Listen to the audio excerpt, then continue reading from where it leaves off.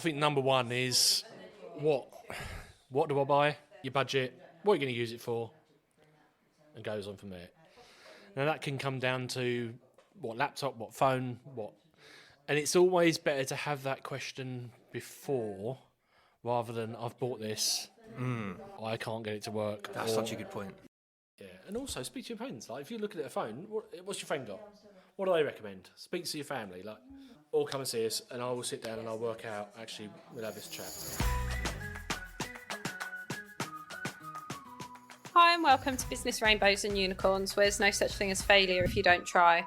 This podcast is specifically for business owners or wannabe business owners. Say you've got a side hustle or you've got a passion for something and you think it'd be absolutely amazing, or you see people that do amazing things with their passions and what they enjoy doing. Well, you can do that. So please subscribe. It always helps a little podcast like ours. Listen along for tips, tricks and advice. You will just need to add your passion and spark to help you build a successful business. And we hope you enjoy listening to this episode.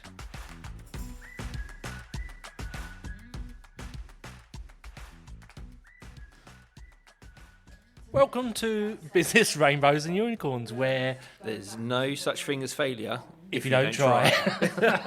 So, a bit unusual today because Farley's left us in the lurch. You might hear her in the background, but the boys have been left to knock out a quick podcast, and we'll see how we get on. Absolutely. So I'm usually the person. So my name's Liam. I'm usually the person editing this show, and you might Behind hear the scenes, I've been pulled in front of a microphone today.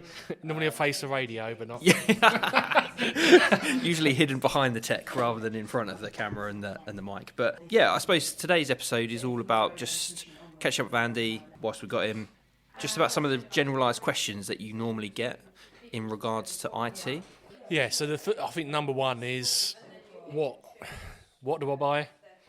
Now that can come down to what laptop, what phone, what, and it's always better to have that question before rather than I've bought this, I can't get it to work. That's such a good point. Yeah, if there is an opportunity, it doesn't cost much for a chat. We don't sell hardware here at Breakout, and the reason for that is we just can't keep that sort of stock. One, the insurance for a loan, and just devices move so quickly. Like if we don't sell something in 3 months, it's been superseded or outpriced by somebody else. So that's the reason why. But I can point you in the direction of what to buy and what you're looking for. So if we move on to laptops now, it comes down to normally questions say, well, what laptop?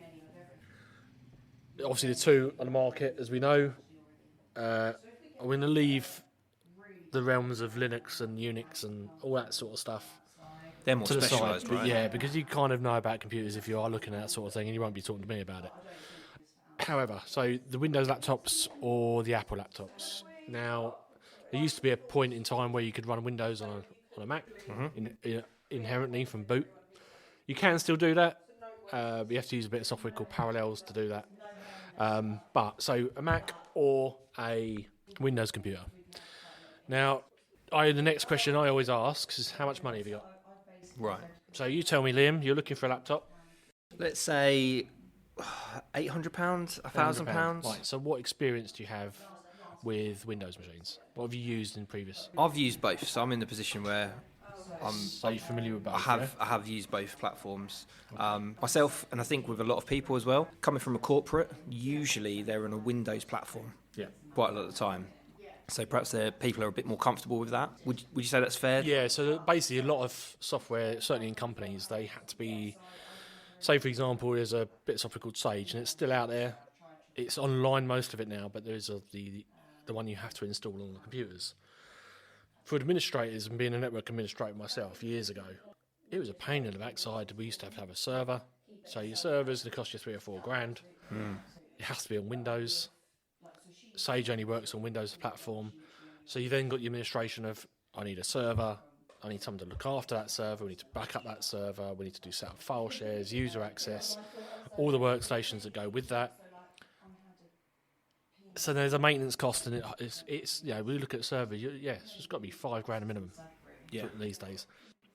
Network administration and looking after those types of networks has become so much easier with certain things, and I can go into that later. But companies don't need servers anymore. And a lot of the software now, like Sage, like the account software that everyone uses, it's all done via browser.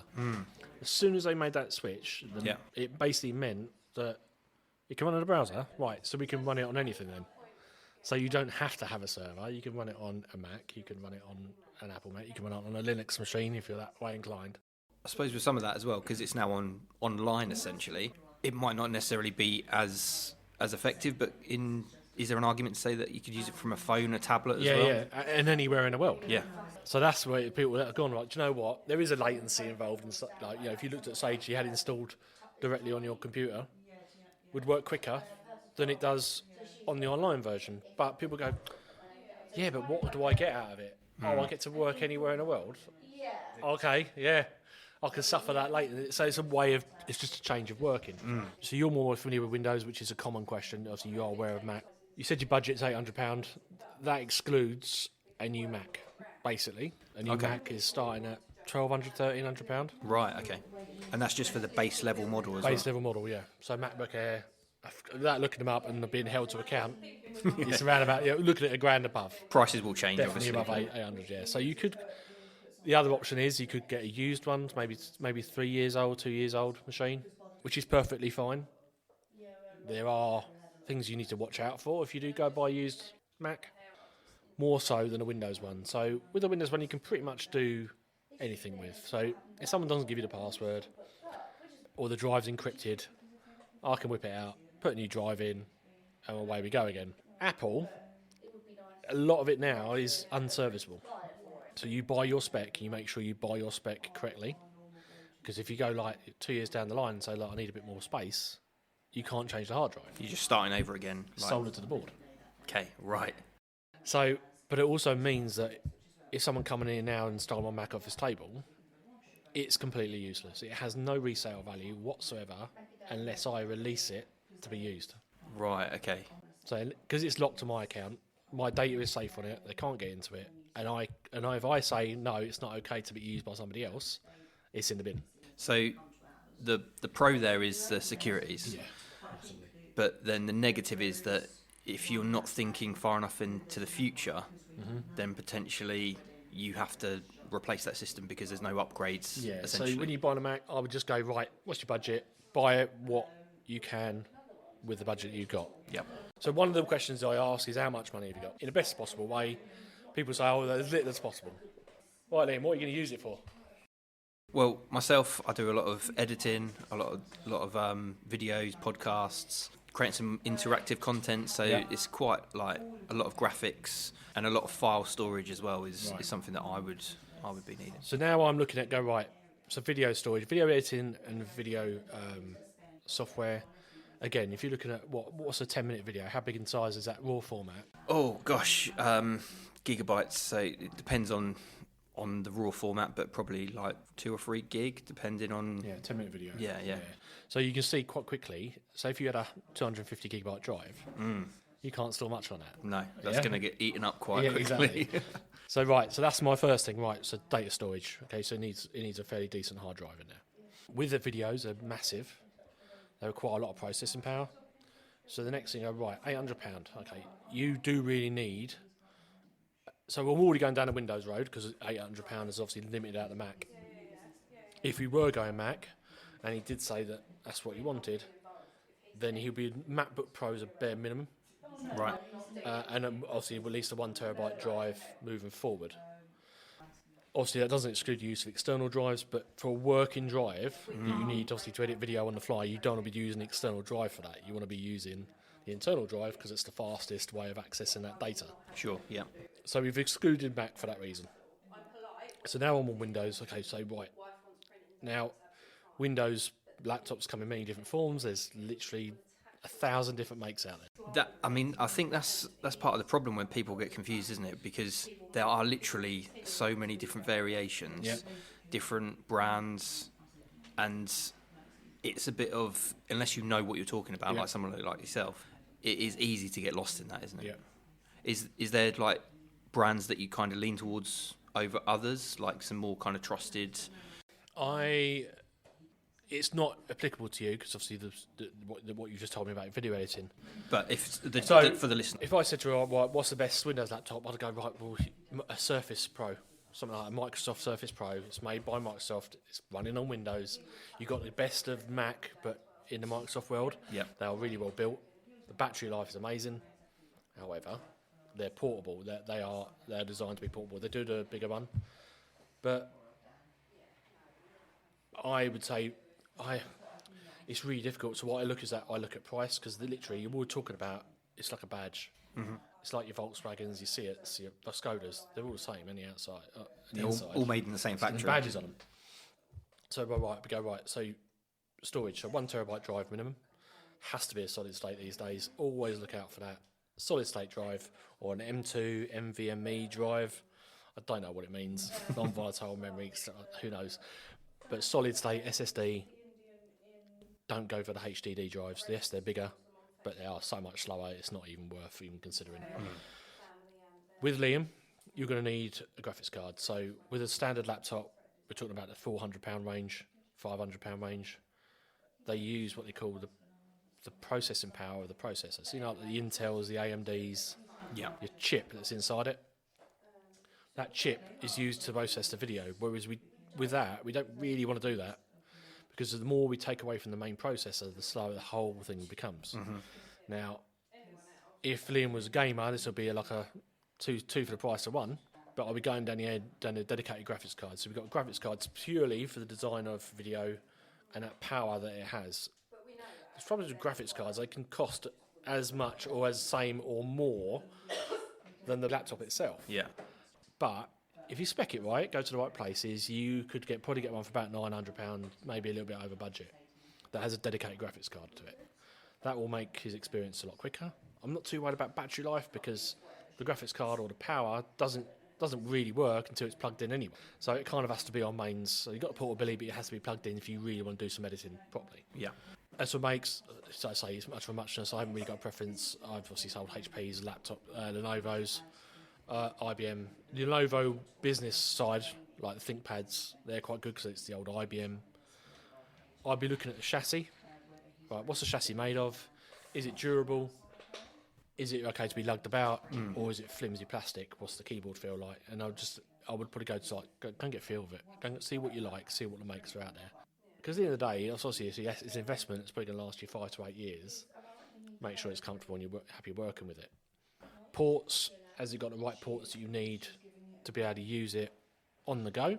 Mm-hmm. Obviously, we can add different ports on there as when you need to, but you don't want to be carrying around a bag full of wires and leads. So do you need a dedicated HDMI port, USB-C?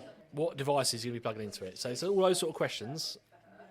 That inform that buying decision. Yeah, comes down to that. So your budget, what you're going to use it for, and goes on from there. If you're listening to this and your son or your daughter is saying to me, I want a gaming computer, because you know they're going to want to play Fortnite or whatever on it. Yeah. You'll be looking at minimum £900 to £1,000 for that. If you buy any cheaper than that, it's not going to run the games. It's going to be a disappointment because you can't add a graphics card to a laptop after the event.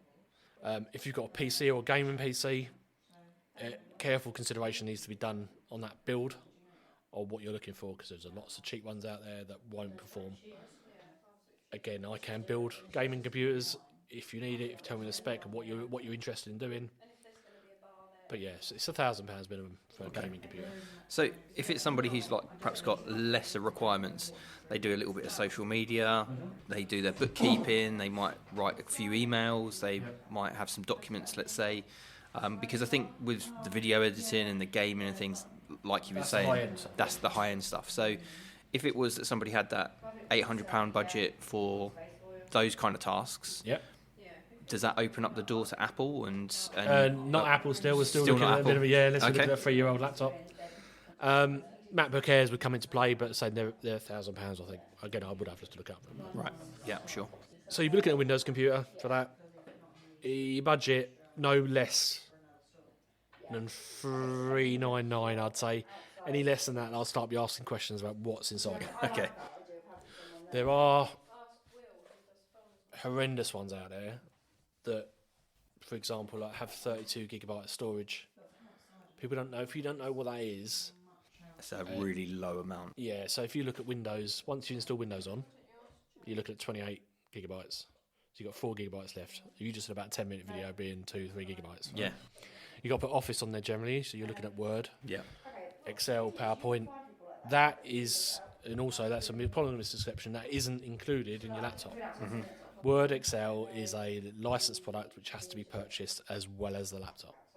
So Office work, $399 minimum, at least 256 gigabytes of memory, as in hard drive space. RAM, 8 gigabyte minimum. RAM is what's used to basically run applications. So the more RAM you have, the more you can have running at the same time. So it's basically storage that's used. It's called volatile storage. As soon as you power off, it's emptied. Yeah. Whereas a hard drive obviously retains that data, because it'd be no good having a laptop. Every time you turned it off, your data disappeared. Yeah. So And I think that's where people get confused, isn't it? When they mention RAM, they also mention SSD or HDD and stuff like that. You said RAM was a certain, like a minimum, was it 8 gigabytes, 8 gig I'd RAM? say, yeah. Can you get lower than that now? yeah, or- so you can get laptops of maybe 4. Right. They normally come in pairs. Like you normally like 2s, 4s, 8s, 16s, 32s. Okay. Yeah, so 8 gigabyte minimum to give you a pleasant experience. You can go 4. However, you're going to find yourself in a little bit of a Frustrated. solid state drive again. We'll come back down to this. It must have a solid state drive, otherwise it's just a nightmare. And I would look at, so if someone said to me, all right, I've got £800, I want to spend £800, I want something nice again. All right, so do you going to carry this around much, Liam? Yes, I would. Yeah, so And battery life's important. I think so, yeah. Especially like if you're thinking of like somebody who's got a business and they perhaps go out and see a client and things like that, Yeah. then yeah, I'd suggest that battery life would be, quite a nice feature to have. You commute on the train, you can't really use it. Sure, yeah. Yeah, so be careful, battery life. It's like miles per gallon on a car. If someone's quoting you 3 hours battery life, it's likely to be 2. Not 10% off, 20% off, and then you're probably roughly where you are, because it just depends on what you're doing with it. So, for example, I'm sat there, this Mac, literally I can watch about 12 hours of Netflix on it. Not that I would, but you can. I know that because I fall asleep and do it on, and then I wake up and it's still playing. With the previous version I had to this, if I wasn't watching Netflix, I'd get all day office work out of it, 8 hours. As soon as I started playing videos and stuff like that, I go down to about 4. So it depends on what you're using the laptop for. The Surface, Microsoft Surface machines fall within that budget. They're well built, they're really portable, and they're quite nice to use. Okay. But look at the thickness of it. How heavy is it? Obviously, the lighter it is, generally the less battery life it has. With battery life as well, I know that you said like if it was something a bit more heavy kind of processing needs, like a video editor or a gaming station, you're going to need it plugged in. Mm-hmm. But is there, with the battery life, to maintain that battery life, I think that's something that people always get a bit frustrated with when a laptop's a bit older, is that, the battery doesn't last. Yeah. Is there any kind of tips or advice that you got for maintaining that? Yeah, so to make sure that your battery doesn't... realistically, if you're at the 5-year mark and your battery's starting to die, that's kind of, you're done. That is where it is. That's not to say your laptop's done. You can get it changed and we can change it. Okay. If it's internal or removable one, have a look at the underside of your laptop. Does it click away and move removable? If it's so, look on the back of it, get the model number, type it in Amazon, get a replacement, stick it in. And you're good to go. However, a lot of the laptops now have to be thinner to be able to be acceptable to people. Yeah. So the sooner they made the laptops, the less easier it was to take the battery off, because you couldn't have that mechanism there because it made it really thick. Yeah. So what they did is they tried to use all available space within the laptop, in the shell of it, to put like lithium batteries in. They can still be changed. It's just more of a process. Just means taking it apart and unscrewing it all and then removing that battery and replacing it. So it can be done. If your battery life is starting to fail after a year and a half, it's probably because of the way you're using it. Don't leave it sat at the desk at home, plugged in all the time. Lithium batteries don't like being constantly charged and overcharged. They can start to swell and crack motherboards or crack cases. They're inherently safe, but there are dangers to lithium batteries when they're overcharged and they can burst. Yeah. But what I would do is I would at least let it run down every once a week at least. Just take it off charge, let it run down, charge it till it's full. Don't leave it weeks on end on charge. Just use it, let it run down, then recharge it again. And you should get your 5 years out of it. If you don't do that and you leave it on charge all the time, you say you probably go about a year and you're looking to replace it. Yeah, sure. Okay. So that's some good practices for people to have with that. Fantastic. Should we move on to the question of printing? Yeah. I know, like, there's a lot of move now towards more like of a paperless society. So people get, insurance policies posted. Instead of being posted, it's all online. Your bank statements, there's that option to opt out of that. Yep. So I think that the printing perhaps is becoming less and less of a need. But obviously, if it is that you do need that facility, is there like a better way to go with a printer? Is there something you'd recommend for people to think about? Yep. So the question would be, so two parts to this. What do you want to print? So let's hypothetically, I don't do much printing, No. but hypothetically, let's say I need to run off some reports every now and again to then deliver them to a customer. So maybe once or twice a month, just basic set of 6 or 7 pages, something like that. Any photographs?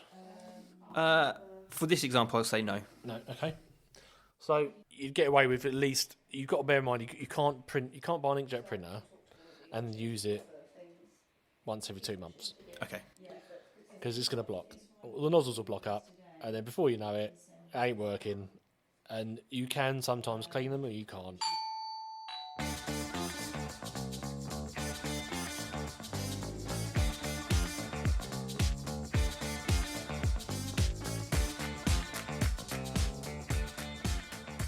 So we just had We're rudely interrupted. We just had a pop-in listener.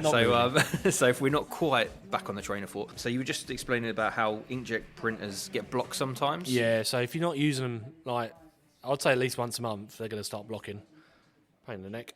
Also, very expensive. So printers, obviously you can buy them cheap. I would probably go, 50 quid minimum. There are HP ones out there, or that have the instant ink trial, so you get like 3 months worth of free printing. Right, okay. You pay £2 a month, you get 50 pages. The prices will change, but it's not that much. Where £2 a month will allow you to print 50 pages a month. Now, if you go over that, you pay £1 for every 15, I think. Okay.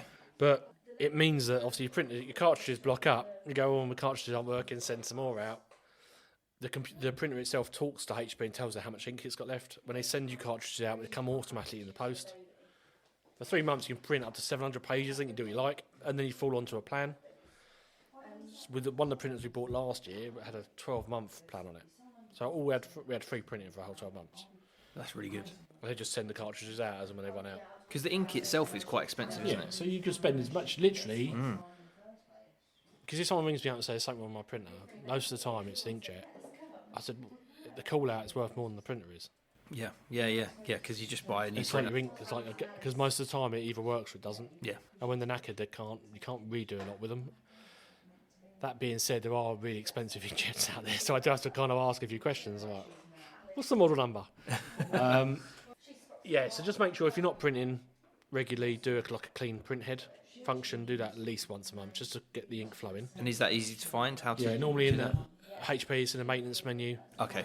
Normally, if you've got a screen on the front, they're a lot easier to manage. Oh, you can select it and. If you haven't got a screen in front, you'll have to just Google the manual, how to run a maintenance program. Sometimes it's done by the computer. Yeah, sure. Sometimes it's done by holding the key down on it. And again, they will vary completely depending on what you make. Again, quality-wise, there's not much between them. You've got HP, Epson, Canon's the top 3. Anything else than that, I'd just double-check. I know that they are the mainstream ones. They are, because just the more mainstream it is, the easier it is to set up generally, because the support's out there for it, as well as the computer support. You don't want to buy.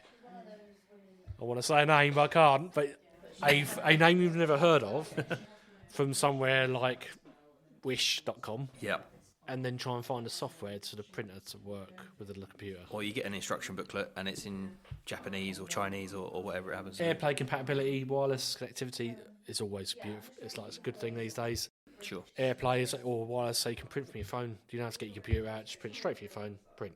If somebody hasn't got a computer, and because people have used laptops and desktop computers less and less, move to tablets, move to phones. If you've just got a printer, and as long as you've got that wireless connectivity, then you are Yeah. all good. You Guess don't need what? to. What's It's an that? easier thing to do with an Apple machine than it is with an Android one. Apple has AirPlay built in. It's literally you press the little square with the arrow on it, hit that button, and it will say print. You hit print. It's format's the right size. You select what you want. You hit print. It prints out the printer. Android can vary depending on what one comes in. Yeah. Because we have to print customers stuff when they come in and go, I've got something on my phone. They can have an Android. Okay, connect it to the wireless network. Try and print. Oh, we have to install the Canon driver, so I have to go down and download some software for it. Yeah. Whereas inherently, Apple just prints. We could actually go down a business road. So if you're looking at inkjet for like your one-offs, if you're looking at high volume, So if you've got an office and you've got 5 or 6 people all needing to print higher volume stuff like, I don't know, 20, 30 pages a day, something like that. yeah, I'll be looking at lasers, colour lasers. You've got to bear in mind colour lasers can be quite expensive. Photocopies, if you're leasing a photocopier, you can use that as a printer if it's been set up properly. That saves you having to buy another machine. But again, I say people are so moving away now to going paperless, and our technology obviously is there to support you to do that. Yep. Save the planet. Again, if you look like that you are printing too much out, because there's people out there still printing off their invoices, still printing off their receipts. They've got to keep them for 9 years because they don't put them in there, and their loft is now full of 9 years worth of accounts. You don't need to do that anymore. They are quite happy now that you scan digital copies are acceptable for the tax office or any auditing that happens. Yeah. So you scan it if you do, because it's still very well getting rid of paper because you're going to send that invoice out via email or purchase order. You're going to send that via email if that's how you want to do. But you're still going to get paper coming in. Yeah. For receipts, stuff that you buy, petrol receipts. So they're still going to come in. But take a picture of them, put them on your account software, and then just shred them. And it's pretty straightforward to do that, isn't it? So Yeah, so if you want help with that, just as you said in the previous podcast, how to make your IT more efficient and more effective, pop in and assist. We're going to obviously definitely. And I suppose like if somebody is in that position that they only every now and again need to print something out, or they've been caught on hop because they don't have a printer or they've got a blockage, again they can pop into Breakout. Yeah, so I think we start with black and white copies of 20p a page. If you want any more than that, like colour is 80p, but yeah, just let us know if you want just one-offs, print it off, then just pop in and we can sort you out. Fantastic. So another question, having been here quite a lot and having seen a lot of the walk-ins, is websites. Yeah. People often come in and they know that they want a website or they need a website for their business, but what platform are we talking about when we're talking about websites? Because websites is quite a generalised thing. There's actually quite a specific requirement that people need to actually have their website living somewhere. Yeah. So we've gone down this road with the WordPress website. WordPress, if you think of it as a generic website platform, but not that's it all it is. So think of it as it's not a company. It is a company as such, but it's not. Think of it as a bit of software. If you think about like you want to create a letter, you're going to use a Word document or a Google document, aren't you? It's the way of building. Your website needs to live somewhere. So Yeah. it doesn't live in outer space. It doesn't live under your desk or on your computer. It has to live in a data center. Now that data center can be anywhere in the world. Years ago, we used to have satellites linking our countries together. Mm-hmm. If you remember, you might not remember this, Liam. I remember the satellite phone calls you nannies string up from America. Yeah. And there's a satellite delay, or they'll be on TV. Yeah. Like, hang on a minute, we're just connecting via satellite. Absolutely. And they'll be talking, and every 10 seconds a day before they heard them. Now, with technology's moved forward, and if you don't know this, there's literally fibre optic cables running under the sea, connecting every part of this world together. Mm-hmm. So, with that, we get seamless connectivity, which means we don't have to have a server or web server hosted in the UK. It can be literally anywhere, and you won't notice a difference. Now, a web server is basically a computer somewhere hosting multiple websites, and in there it's obviously got fire protection, you've got data protection, it's secured. There's clones, so if one server died, the other one came up. But your website lives on probably about 3 or 4 different servers, all copying each other. And so if that computer died, you wouldn't notice your website's still there and available. When you do sign up to those hosting platforms, they guarantee a certain level of uptime. Yep. That your website's going to be available for, that no fault of their own. And I know what uptime means, but for somebody who's thinking uptime, what are you talking about with that? Yeah, so I would say to you, like, if I was going to sell you a hosting package, and I don't guarantee this, but if I was a hosting company, I said, right, I can guarantee the stuff that we're responsible for, i.e. the server and the software that runs, I'll make sure it's available to you 98% of the year. Okay, cool. So it's the reliability. Yeah. Yeah. So I guarantee that I'll make sure over the period of a year, 98% it'll be there and available. It allows me 2% to whoops, or Yeah. someone's tripped over a Something's cable or happened. something. Yeah. Funny story. We used to have I divulge, but it's amusing. So we used to have a company in Suffolk we used to do the IT consultancy for, because obviously I was an IT consultant before this, and we used to be contracted out.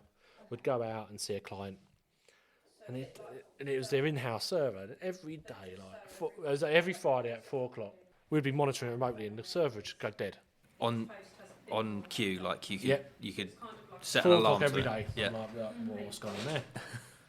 And I don't know. So we were monitoring it remotely, and sure enough, every Friday, 4:00 got there or thereabouts, bomb, and it dropped. And we're like, well, it's got. I don't understand. Like, where's it going? What's happening to it? And it was quite some distance away, so we couldn't just sit there and watch it. So we monitored it remotely. Why is it doing it? And it come back about 10 minutes later, just appear. And no one's had to do anything. It just literally just comes back. reappears. What's going on? So it got to the point, I think we were a couple of weeks into this, we'd done one of the 2 Fridays, and I don't know what's going on. Anyway, we went up there one Friday, like 10 to 4, sat there in the room where the server was. And it was like an open office, obviously they didn't have a budget of a server room back in that day. It was quite an expense back then. yeah. And just sitting there watching it, and they're like, "Oh no, dearie, is you right?" Cleaner comes in. "Yeah, I'm good, thanks." Clunk. Pulls the plug out of the wall. Plugs are over in. Got him with a job. Replugs it in. Hoovers the floor. 10 minutes later, plugs whatever she unplugged back in, and then away we went. So yeah, so gone are the days that we're hosting stuff in-house anymore. And luckily you don't have to then sacrifice charging your phone for keeping your website live because it's hosted remotely. Yeah. So when you go back to brands and what platform, Wix, GoDaddy's, yeah, they're all really good. Low budget, help you get a website built. Just always remember though that whatever you build on that platform, there's always a hosting charge associated with it. So there's an annual fee that they charge you to have that website sat there. On average, £120, £130 is fair. If you're paying anything more than that, I'd just check what you're getting for that. Sure. There are a lot of additional extras that get sold along with these packages. Some are worthwhile, some aren't. Yeah. There's always worth just checking, well, what else am I paying for? Mm-hmm. So just always remember, though, whatever content you build or whatever website you build on that platform, that's you. So if you are happy that for 3 years you're going to invest all this time and money into it, and that's where my website's going to live, that's absolutely fine. However, if you feel like your business might turn a corner or change or adapt or move forwards into something else, say your website's just information only, but you want to then go, right, I want a booking system, I then want to go, all right, I want to be able to have a shop, I want to have this, I want to have that, and I want to have that. What you don't have to do is, like, after a year, go, I need to move it. Yeah. I need to move something else that's more flexible. Now, because obviously that hosting charge you pay for that service will go up. Every service you add on will go up and up and up and up and up. And before you know it, you're paying £300 to £400, and I'm not spitting it out of the air, I've seen it. Yeah. £300-400 a year just to host a website. Mm-hmm. So what is your website going to do? Where do you see yourself in a few years' time? Is it likely that you're going to want to add extra services onto it? Now, if it is, I would always seriously consider WordPress. A WordPress website can be hosted on any WordPress hosting server. They can be found, if there's millions of them online, you can find a host anywhere. Just look for WordPress hosting, and you'll come up with a series of companies. We are a reseller of Ionos, so we use their platform. And so far, I've been really good. So we just resell that hosting packages to our customers. And obviously, we set up WordPress on that, and then we build the WordPress website. So the build of it is generally done by us. We are happy to show you and manage and how to build one yourself. But yeah, we would build a website. But at least with WordPress, it's expandable, but the yearly fee doesn't go up. Yeah.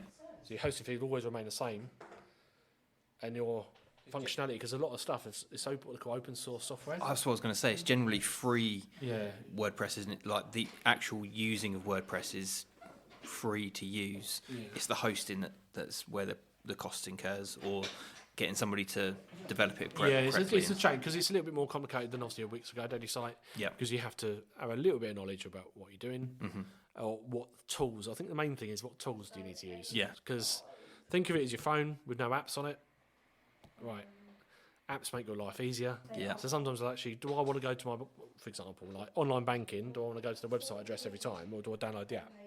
Now, with WordPress, there's so many different free apps out there that do a multitude of things. Now, from booking systems to reservations for table bookings, for events managing, Copying your social media posts across. bringing over your Google reviews over your Instagram feed into your website. Endless. Yeah, it's literally thousands of them. And I know that if you said to me, I want a website to do this, I can find one. There was one where we wanted a sports club, local sports club wanted a website. I even found that, like, okay, there's a plugin literally that will sit there and put all your fixtures on, or your like player stats. And you can just enter the information as when you play games, and you can put that information in, and Incredible. the customer will see the front end going, "Oh, right, Dave's scored 3 goals this season or whatever." You can literally have something like that for a local club. Yeah, that's Amazing. So I know that I will find something out there for you. So you're protecting yourself and your investment. It's a little bit more of an outlay to move forward, but in the long run, it's generally cheaper. yeah, sure. And it's your content. I think that's the big thing, isn't it? Yeah. So whatever. So if with WordPress, you said to me, "I'm like, nerd, I've had enough of you. I want to pick my website and move it somewhere else. I found a web host for £1 a year. Right, yeah, off you go. I help you package it up and send it to you, and then you can upload it and do what you want. I will help you move it. I'm not that much fun. But here you go. So, but you could host that. What I'm trying to say is that you can host that anywhere. So if you come to me and say, like, I've already got a host, I'm using these guys. Can you build me a website? Yeah, of course I can. I can't be. I might find difficulty where I can't do certain things. I might say, like, I need to do this. Can you either help me out? It's always easy if I'm doing it myself because I can fix it myself. So you haven't got that middleman. You don't want to that situation. Yeah, you don't. That's not my problem. It's his. No, it's not my problem. It's his. Or having the and back and before forth you're of going, yeah, I don't know what's going on. So sure. That's the benefit. But yeah, there is cheap hosts out there massively, but I don't know what their uptimes are. You know. Yeah, it's just being sensible, isn't it? And sometimes the cheapest deal might seem cheap in that moment, but thinking in that longer term, what am I going to want it, like you say, in that 3 years' time? Exactly. Where do I want it to be? But you look at the space. I mean, if you look at, if you ever looked at it, the Long Melford Heritage Centre, their website is like, you look small, but it's huge, massive. Yeah. Yeah, we are. There's a lot of data in there now, and they're quite happily. They're working away, updating it themselves, and so we just sort of built the theme and sort of like, right, all yours. So Long Melford Heritage Centre, have a look at them, check them out. I think he's in the moment of putting all the family trees on of everyone that you know. Like incredible, yeah, it's just so proper level of detail. They're really interesting. Yeah, super stuff. And we'll drop the link to that in the show notes, so you can just a click away. So websites, I think if anyone is still a little bit bamboozled by it, just come in, have a chat with Andy, and he'll go through your requirements and be a bit more specific, because obviously this is a bit more of a generalised. Yeah, and also I'm talking away, and I don't know, because you're going to have questions already in your head going, what's that mean? Or yeah, I'm like, oh. And Liam ain't going to ask him because he's a bit of a nerd himself, so he knows some of it anyway. I'm trying to kind of soften his blood, yeah. But so websites, absolutely come in and see Andy about that, because he's an absolute wizard with those. And then the last thing that we're going to speak about in this episode is that dreaded question of phones. Like, I think that obviously we've had the conversation in the previous episode about Android versus Apple. But is there some generalised things to think about with a phone? I suppose it's similar to what we talked about at the start of the episode with computers. It's what are you going to use it for? Would that be right? Yeah, it's with phones. It's like if you come to me and said, "Oh, what phone do I have?" and I see you got an Apple Mac in your hand, I'm like, "An iPhone," because you're already halfway there. Why would you not? Why would you do anything different? Because you're just disjointing yourself. You're going to make it harder. Massively harder. If you hadn't, so what equipment have you got? A budget I always say budget comes into it. Yes, you can buy an Android phone for 200 quid on Amazon. I wouldn't recommend it, if I'm honest. Not seeing what I've seen. So realistically, if you're doing like for like, if you're trying to compare an iPhone with Android, you've got to be looking at the big boys, the Samsungs and stuff like that. And Samsung phones could cost you £1,000 at least. Yeah. And we look at grand, I know it's like 30 quid a month, but if you noticed, phone providers, Yeah. your contract used to be, when I was a boy, used to be 12 months. Yeah. Yeah. Then it was 2 years. Yeah. It's now 3. Yeah. Yeah. They're 3-year creeping up contract now. at the same, if not higher, cost as well. Yeah, so. yeah. And always split the plans out. So it's this such month, it's £36 for the phone or whatever. So be very careful about what you're signed into. It might seem cheap, but Do you think also like being wary about the adverts as well? Because when you look at somebody using something on an advert, it's going to be this top spec everything. It's going to look like it's functioning, but actually it's not always that cut and dry. When you get the product, it might, like you say, be a little less fluid, a little bit like they've got the apps pre-installed and things like that. Is there anything to watch out with that? I've always been, obviously the app stores. The app store's still full of rubbish as well as the Google Play Store. Trying to work out what works for you. Look at the reviews. There are a lot of trash. There's a lot of trash in there. A lot of in-app purchases. If you want to do this, I tried to do a passport photo the other day. I was in a bit of a stuck. I was like, I need to quickly do a passport photo. I need it resized and printed to the right size. I don't know an app for it. Printed it. Went to do it. It's like, oh, it's not. Oh no, it's £9.99 a year. Yeah. Which brings me on to check your subscriptions. Yes. All right. So in Apple, I don't know where it is, Google, but Google Play Store subscriptions, I no doubt it's in there somewhere. Yeah. On your phone, if you go to settings, up the top you've got your name and what Apple ID you're using, click that. Then it's purchase your subscriptions within there. Check what subscriptions are active. See what's in there. If there's anything there you don't use anymore, make sure you end it before the trial comes. Ticks over. Because a lot of time it's like, yeah, it's free, but then 30 days later it charges you 50 quid for the year. Yeah. So, and also, if you forget about it, every year it's taking 50 quid off you. So just go through them, make sure, and if there's any on there you don't like, just go in there, stop them, cancel them. So yeah, apps, it's much for a muchness. You can, with Android, download things from outside their Play Store. Again, I'll be very wary of doing that. I think there's some warnings now that you have to do to get through to that kind of... I think there's like 2 or 3 barriers, checks to say, are you sure you're going through this? Because you're literally allowing something just to do whatever it likes to your phone, whereas if with the iPhone you can't do that. Mm-hmm. You have to get it from the App Store, which does restrict people, and I get it. And it also sometimes restricts companies. So if I was a company and I want to write an app for my customers to use, it's going to be a lot cheaper than it is for me to write an Android app than it would be for me to write an iPhone or a Google Play app. Because I've got to make sure it's up to date, secure. I've done all the checks. I'm not stealing people's data. I have to get through that process. Now, if I'm going to create a bit of program and just stick it on my website and go, Dave, you want to use my gym or you want to use it, go and click that link and it installs the software. You can use it on Android. Be very aware of that statement. There's a reason for that, because you can't get it from the Play Store, therefore you're going outside of your 2 bits of protection, and you go and download a bit of software. You just got to say yes to the warnings. Yeah, okay, what's it doing?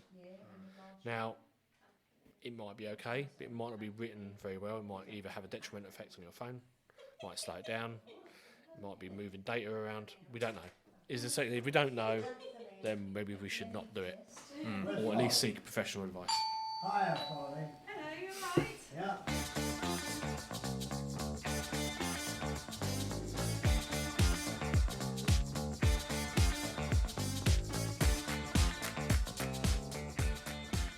Yeah, so just be mindful about where you get your software from.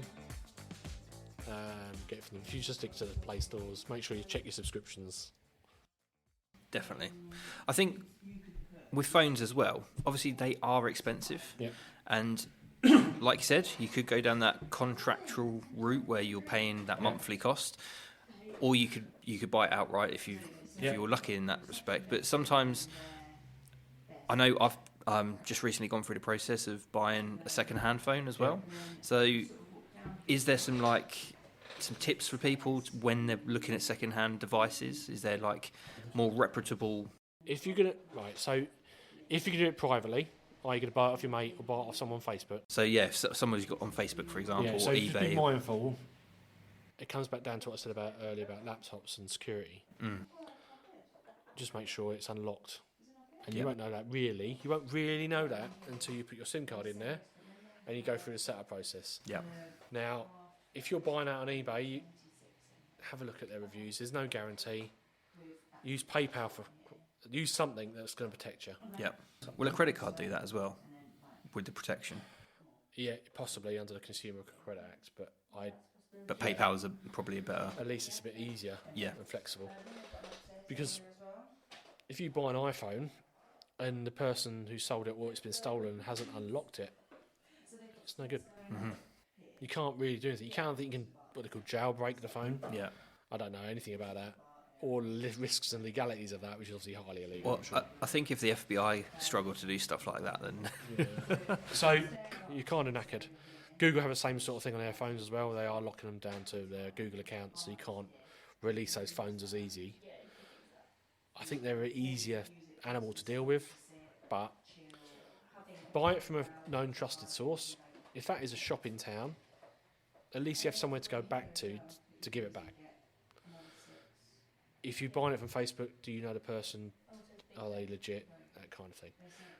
If you're buying a Mac used, do the same thing again. Now, when I bought one used, really good deal. I've checked it out, checked the serial number out. Okay, would you mind if I reset it? Because it's obviously selling it. Would you mind if I reset it and log in and make sure I can log in? Yeah, no problem. Awesome. I opened it up, made sure I could sign in, signed in, activated, done. I'm happy. Here's your money. And if he said to me, no, I don't want you doing that, I'd be like, okay, it's easy to walk away. yeah, Easy. yeah. Because if they're not willing to let you do that, there's obviously something fishy going on. There's also watch out for the cellophane ones. No. So I had this with, I set headphones. So Bose headphones I've wanted. They're cellophane wrapped. All right, that's great. Are you happy if I open it? And you might say, you might think to yourself, well, actually, no, they're not, because they're selling it as a cellophane wrapped.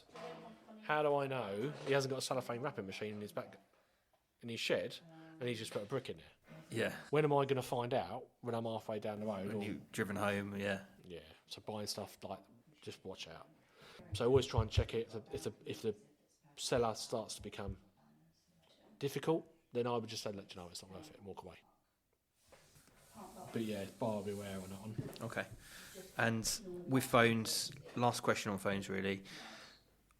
When you're looking at phones, very similar to what you need device-wise with a laptop or a computer, not necessarily just looking at the camera quality and the camera capabilities, because I know that's a big thing that people always reference. I know my wife recently bought a phone and she was just looking at the camera. Is the camera going to be good? Can I take good pictures with it? And I know, having listened to you before, that that's not necessarily always the case with like megapixels and stuff like that. So what would you say about like kind of specs for phones, like thinking about what to buy to make sure it's running quick enough and things like that, for just general use really? I don't buy much of the cheap ones. I don't get involved because I'm always buying a phone. It's always either the last two or three. And I know it's a known quantity for me. Yeah. So actually to sit there and look at it, but I've seen them come in the shop. What RAM you need, because obviously it's the same as a computer, you need a certain level of RAM. Yeah. And again, it's so many out there, I couldn't even tell you what you're going to use your phone for. It's just making a phone call, emergencies, sending a few text messages, then cheap is best. At the end of the day, if a phone can't do that, then it's not really a phone, is it? If it's something you are going to be using a lot, it's going to be your go-to device to do anything with, i.e. replacement of a tablet and a laptop. You just sit there on the phone all the time. Do you want to make that a pleasant experience or not? Yeah. I think that's the experience my wife's had. She looked at the camera and didn't necessarily look at all the storage and the RAM and everything. And after a few months of use, it slowed down quite a lot and it's become a bit more frustrating. Yeah. Because... Yeah, and again, like I say, your human eye can only see a certain amount of pixels. At the end of the day, it doesn't matter if it's a million pixel. Yeah. There's no point. If no one's eyes can see that, then what's the point? Absolutely. But, it's the light, isn't it? Does it allow enough light in? So the bigger the lens, generally, the more light it lets in. So the better picture you'll get when obviously it's darker.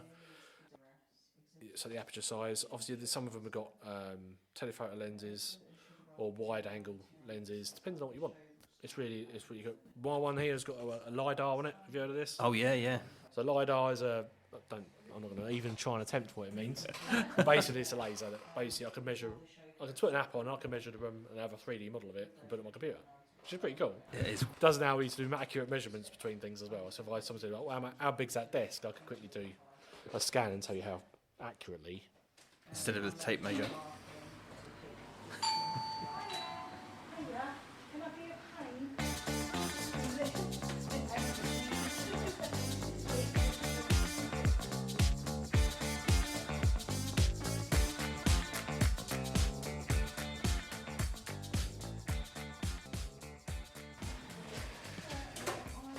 Right. Phone. So yeah. I think with everything Stick with today, the brand names. it's taking your time, thinking that long-term picture, and not getting too excited from perhaps some of that flashy advertising. Yeah. And also speak to your friends. Like if you're looking at a phone, what's your friend got? What do they recommend? Speak to your family. Like not your nan. Unless nan's like a super tech wizard, which he might be. I mean, I don't know. Or him. Or come and see us, and I will sit down and I'll work out. Actually, we'll have this chat. And similar to what you said before, I think that's something I've taken away is perhaps ask those questions before you buy something. Yeah. Don't be in the position where you bought something and then are looking for help. Perhaps do a little bit more due diligence, have a little bit more research. And a special deal, but it's always a special deal. It's like DFS sale is always a DFS sale one. So don't be wrapped up or rushed into making a decision. And also as well, it's always worth going to your phone provider, go and see him in the shop. Yeah. And that'd be quite useful as well. So I sat down at EE before and it's like, need your phone, but also my kids need your phone as well, so what are you going to do? And then we had a little bit of a chat, worked out and come to a deal. So again, it's always worth having a chat with them face to face because they're obviously on targets to hit and make sure. So. Great stuff. Well, thanks for that today, Andy. All right, no problem at all. And yeah, we'll be returning to Farley's usual hosting schedule in the next episode. But yeah, links to everything we've mentioned today, and pop in to come and see us at Breakout if you've got any questions based off what you heard. So thanks for Liam, standing in. No worries, and take care. Cheers.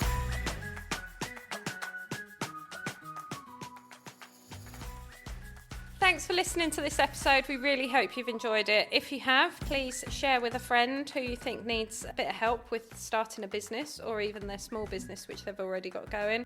Please like and subscribe to our podcast, which always helps a small business or small podcast like us. And check the show notes. We all have everything in there relating to the episode which you might need, might want to read, and links to anyone we've interviewed and certain subjects we've spoken about. And thanks for listening.